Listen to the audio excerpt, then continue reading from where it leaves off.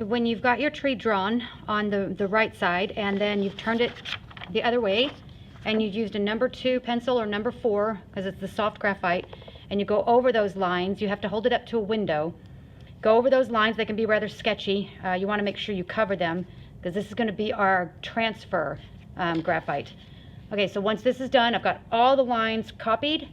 I'm going to turn it back the correct way, line it on top of my watercolor paper, and hold it very still, and then you're going to go over those lines, just the lines that you want.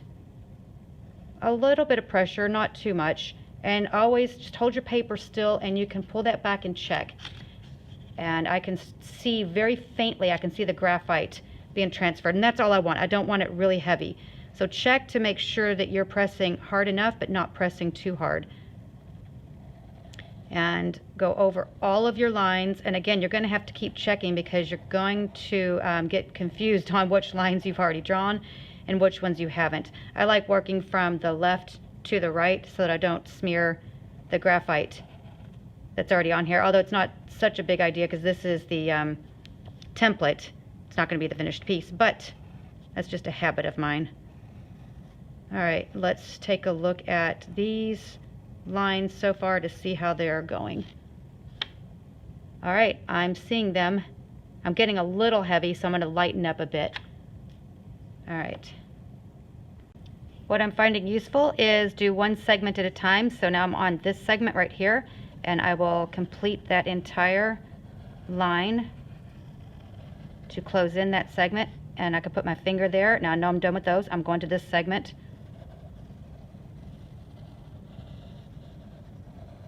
Okay, done with that one. Now this one. Okay, I'm going to go back down here to this large one. Just keep working my way in the same direction.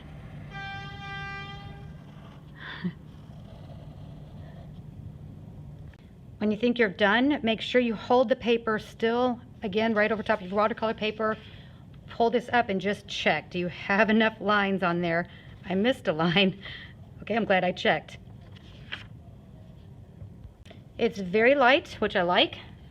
That way it won't show through the watercolor. I will still take my gummy eraser and pull some of these that are darker, but now I can go in with number 2, or number 2 pencil is the best, not the 2B or 4B, because you don't want a lot of graphite sticking to this watercolor paper.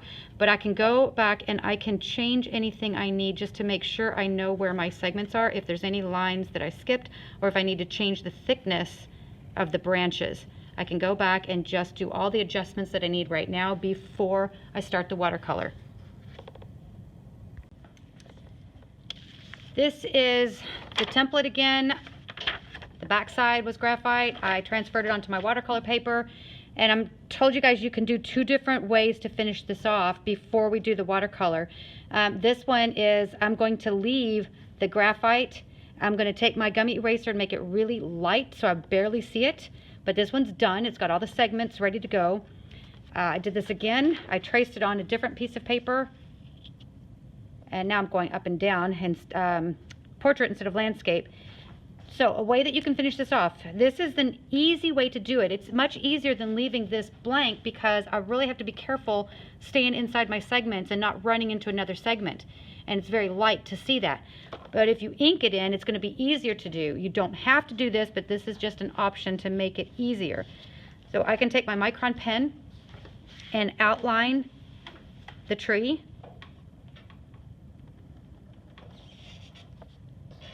And every branch.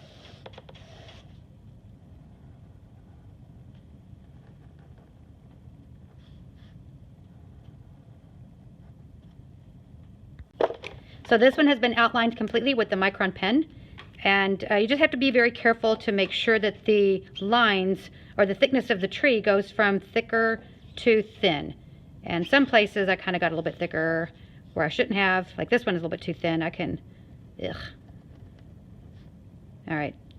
Now, if you're going to just outline it in micron, then you're done. We're ready for the watercolor. Or you can actually fill this in with the India ink. So use the pointed brush and the India ink without soap, just straight India ink.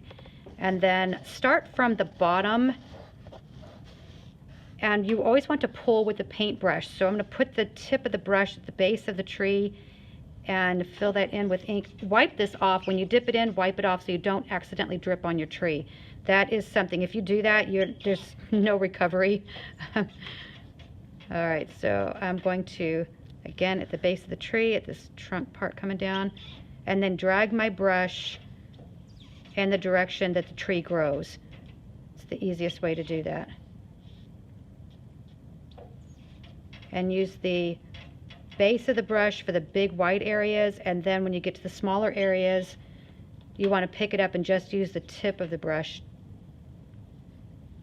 like that. And again, it's pulling the brush that works best.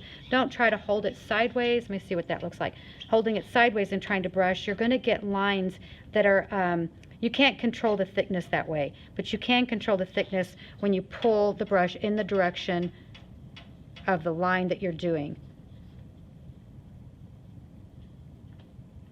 Okay, so that is another option. You can either leave it with the graphite, you can outline it with the micron pen, or you can go through and fill the whole thing in with black.